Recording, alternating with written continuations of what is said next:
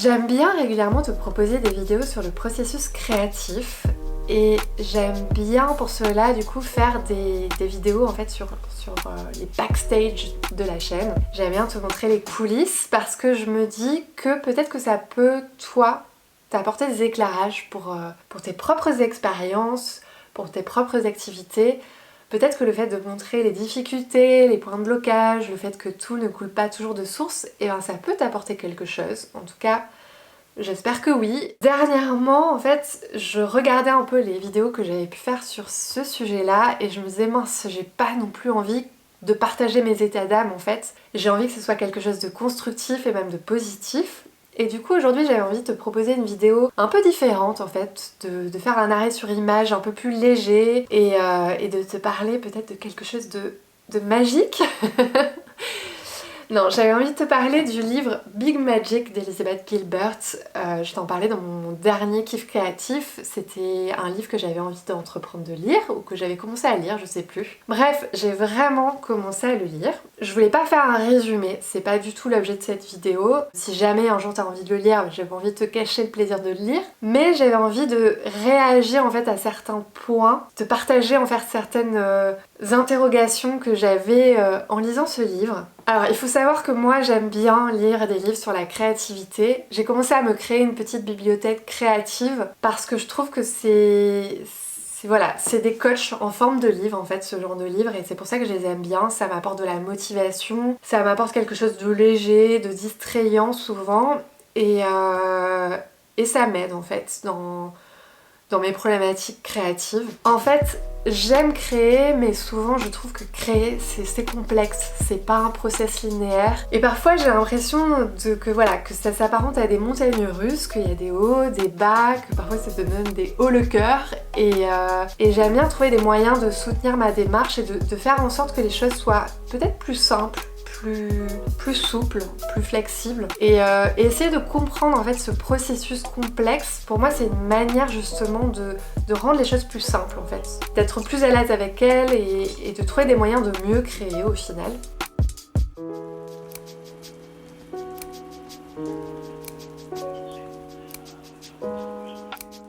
Elizabeth Gilbert c'est un auteur. Elle a écrit Eat, Pray, Love, c'est un best-seller. Je l'ai pas lu. Mais je crois que c'est l'histoire d'une femme, en fait c'est sa vie.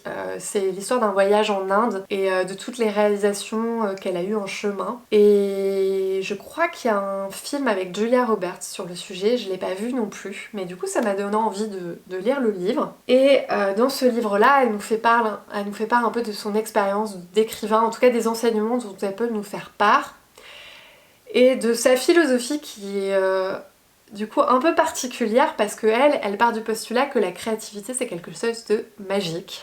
Je grille pas complètement le livre en vous disant ça, hein, c'est sur la couverture, c'est genre... Voilà, on est dans le domaine de la magie.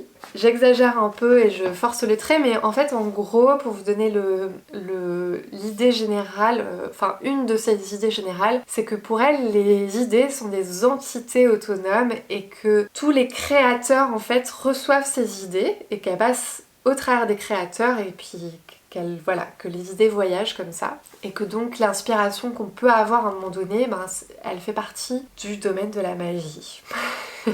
Et j'avoue que quand j'ai lu ça, j'ai été étonnée parce que moi j'ai plutôt une approche rationnelle des choses et j'essaie justement de comprendre le process créatif de manière assez pragmatique. Et du coup je me suis dit non mais c'est pas possible, elle peut pas présenter ça comme ça. Et en fait après je me suis rassis dans mon canapé et je me suis dit oui mais en même temps ça peut être intéressant de penser ça comme ça pour plusieurs raisons en fait. Une des premières raisons c'est que le processus créatif c'est effectivement quelque chose de mystérieux. C'est un truc qui est super difficile à comprendre, voire indéchiffrable en fait.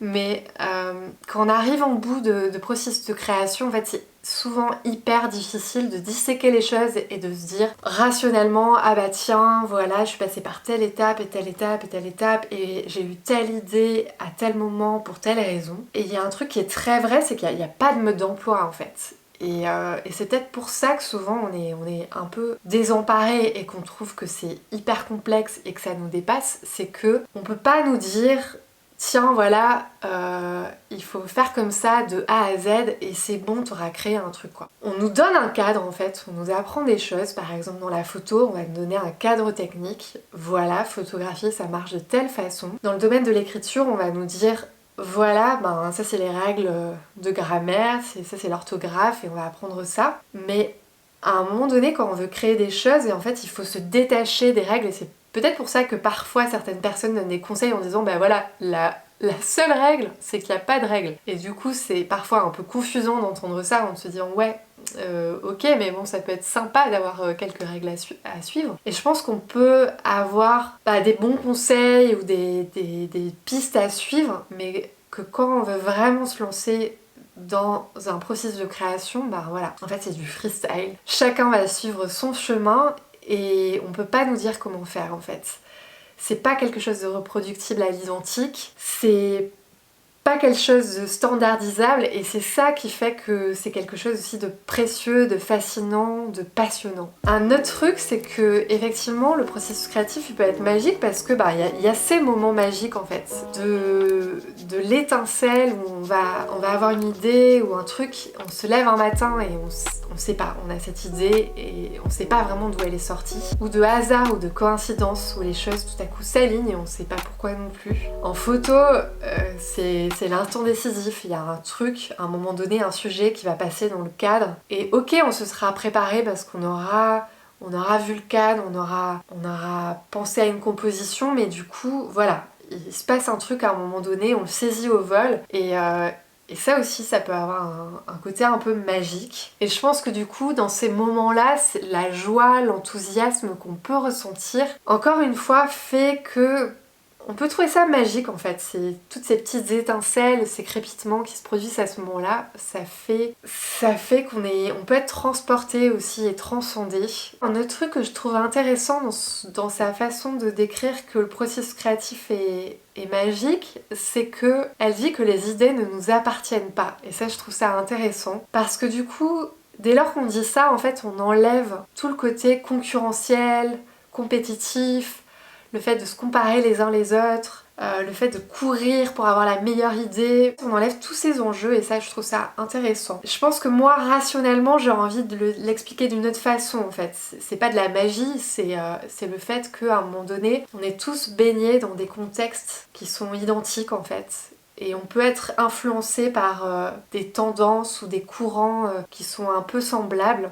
Et que c'est pour ça que parfois une idée en fait d'un truc peut émerger à des endroits différents. On le voit dans le domaine entrepreneurial en fait, des gens qui peuvent avoir des idées d'entreprise en fait et de projets à des moments similaires. On le voit aussi dans l'histoire de la photographie, au moment de l'invention du procédé photographique, il y a eu des recherches en fait qui se sont faites en parallèle avec des procédés différents et c'était dans des endroits différents mais à peu près au même moment et ça a été possible parce qu'il y avait justement un contexte social, économique, culturel qui faisait que ça a permis l'émergence de ces idées à ces mêmes moments et j'aime bien cette approche de se dire que voilà, les idées elles nous appartiennent pas, finalement elles bon, je dirais pas qu'elles volent autour de nous et qu'elles voyagent, mais je trouve ça constructif de dire, d'enlever cette espèce de prisme concurrentiel ou compétitif et de se dire, finalement, le plus important, c'est que l'idée, elle soit là et qu'elle grandisse. Et en fonction de la personne qui va la développer,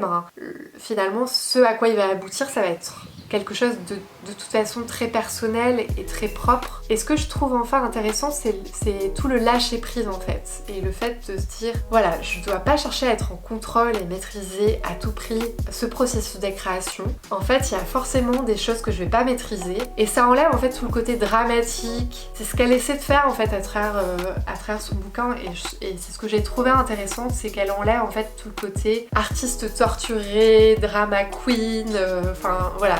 Elle enlève aussi, elle décrispe un peu les égos et ça je trouve ça assez intéressant en fait comme façon de voir les choses. Bon après elle nous dit pas en fait non plus que la créativité c'est hop tu crées des choses par un coup de baguette magique, elle dit quand même que ça demande du travail et des efforts. Il y a plein d'autres points, en tout cas que je mentionne pas mais que j'ai trouvé intéressant dans le livre. Donc voilà, je vais finir ce livre certainement ce week-end.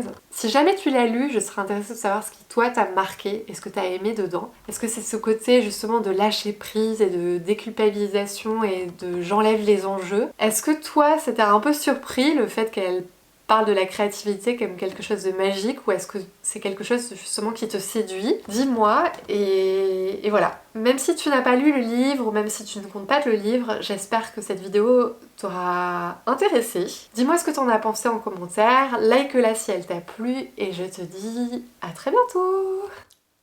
J'ai mal aux jambes en fait. Je suis assise sur mes jambes et j'ai mal aux jambes. Je sais pas si cette vidéo sera super intéressante.